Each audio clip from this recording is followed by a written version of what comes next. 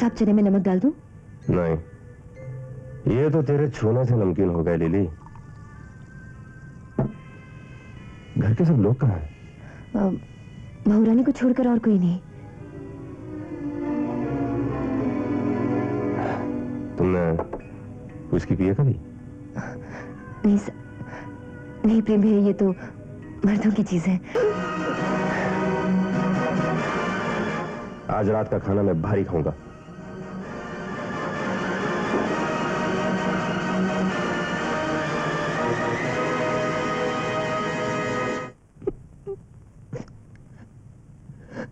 क्या हुआ लिली? मैं पूछता हूँ क्या हुआ? मत छू मुझे, इस घर के सब मर्द एक जैसे हैं। लेकिन हुआ क्या? अपने बड़े भैया से जाकर पूछो, अगर बहू रानी वक्त पे नहीं आ जाती तो वो मुझे अब समझा लिली डार्लिंग, प्रेम भैया को तो मजाक करने की आदत है और तुम बुरा मान गई। तुम्हें ये मजाक लग रहा है? अगर भैया का बस चलता तो वो शराब के साथ साथ मुझे भी पी जाते। बस अब मैं इस घर में नौकरी नहीं करूंगी, बहुत हो गया। कैसी बातें करती हो लिली डार्लिंग? माना तुम इस घर की नौकरानी हो, लेकिन मेरे दिल की मलिका हो। हाँ बिट्टू, तुम सचमुच मुझसे प्यार करते हो ना? और नहीं तो क्या। ये बिस्तर गवाह है, हम लोगों ने कितनी सुहाग रातें यहां मनाई। हमारी शादी नहीं हुई तो क्या हुआ? तो मेरी जान आओ। क्या हुआ बेटा? क्या फैसला हुआ? हम मुकदमा हार गए बाबूजी। क्या? हाँ। भगवान, अब सुनीता के दहेज का क्या होगा? क्या वो मुकदमा हार गए? हाँ। वो हरामजादी चंपा मिल जाए तो मैं उसका मुंह नोच लूं। अब हमारे रुपयों का क्या होगा? अरे होगा क्या? हरामजादों की हड्डियां बेचकर वसूल करेंगे हम। मुझे तो शुरू से ही शक था अम्मा कि ये तो पहले वालों से भी ज्यादा कमीना निकलेंगे, और वही हुआ।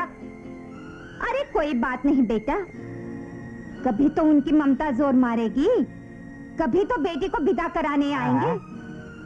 तब उन धोखेबाजों से ऐसा बदला लूंगी कि वो जिंदगी भर इस कांता को याद करे। अरे मानो अम्मा, मानो।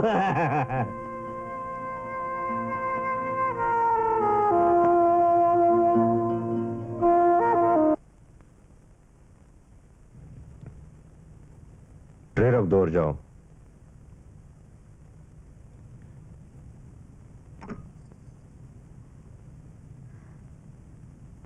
क्या बात है? आपसे एक बात पूछनी है। आप हर वक्त मुझसे नाराज क्यों रहते हैं? घर के सब लोग मुझसे ठीक से बात नहीं करते हैं।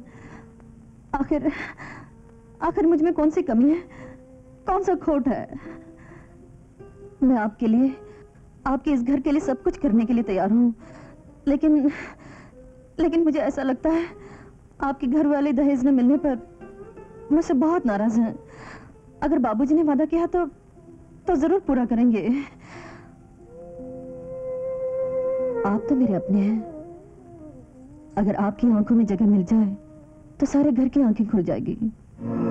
तो क्या तुम मेरे घर वालों को अंधा समझती हो?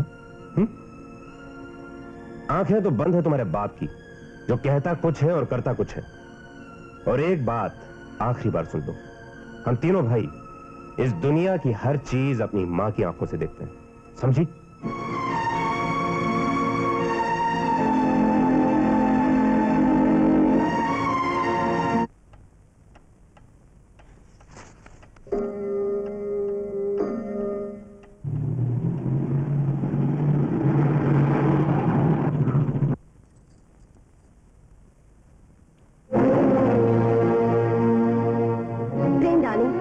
हिसाब चुकता कर दो, फिर नए हिसाब की बात करना। रीटा डार्लिंग, जब तक 10,000 न हो जाए तब तक 100 रुपए पर नाइट के हिसाब से जोड़ती जाओ।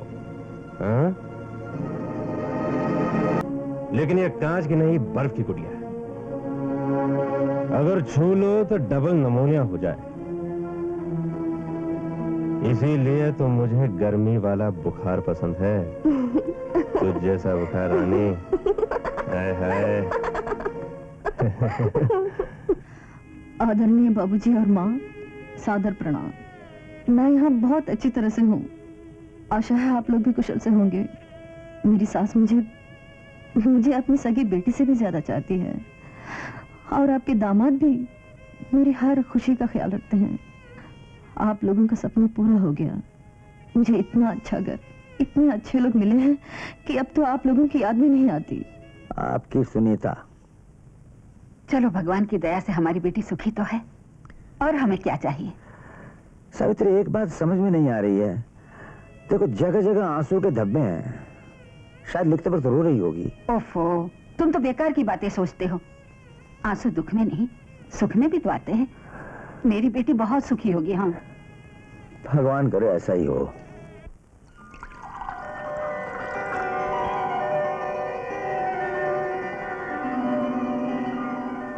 क्या बात है, आज ये 16 श्रृंगार किस खुशी में?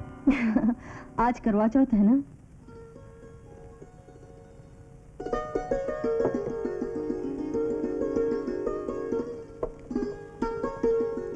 अच्छा, तुम करवा चौथ मनाओ, मुझे एक पार्टी में जाना है।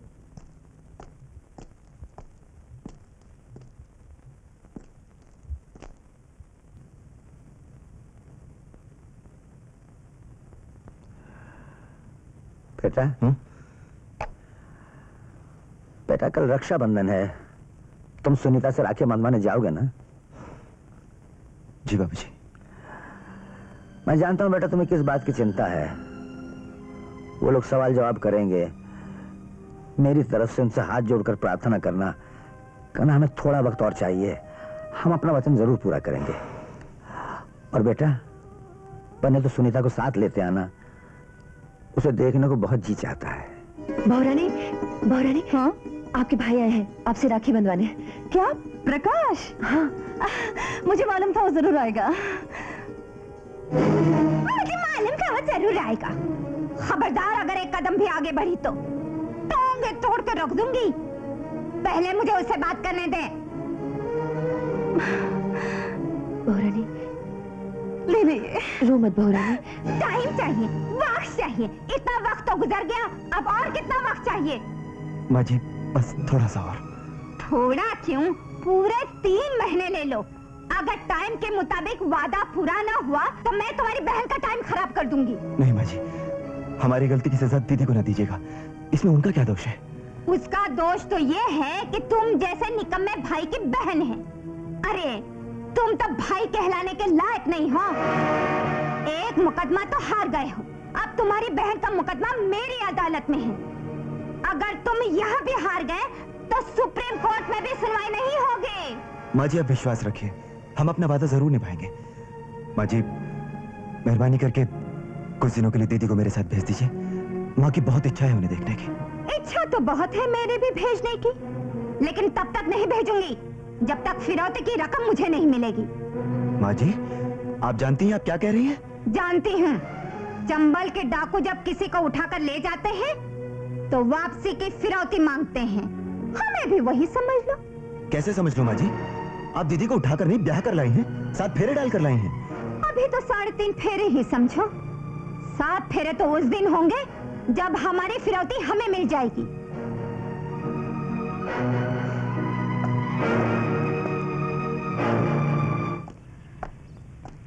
प्रकाश,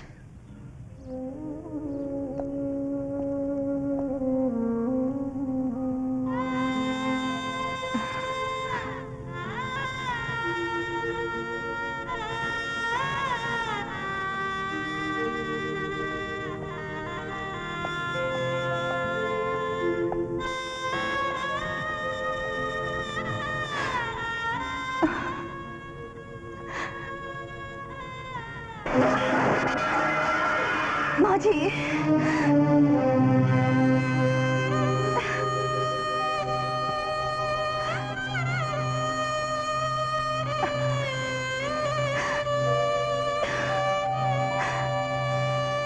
ये जगह चुपचाप खाली कर दो, वरना वरना क्या कर लोगे?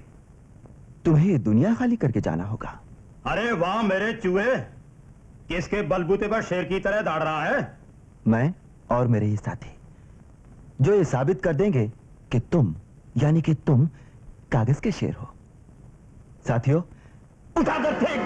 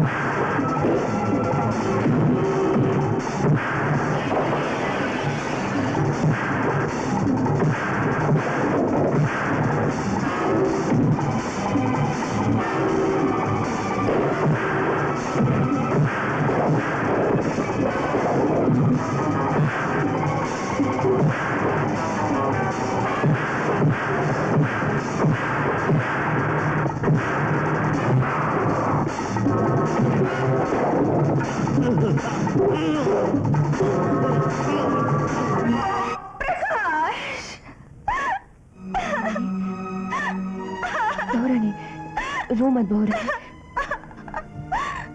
अब इसमें आंसू मत बहाओ कि सारी धरती डूब जाए। अरे मरते तो सभी हैं, मुसीबत तो हम लोगों पे आए हैं। हमारे बाकी के दहेज का क्या होगा?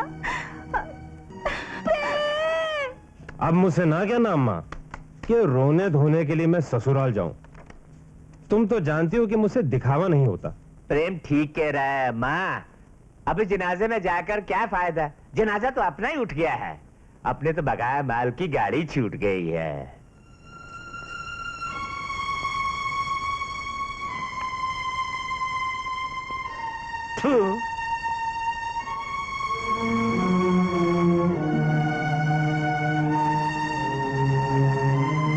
हम तुम्हें जाने से नहीं रोकते। अब तुम अपने मायके में ही रहना।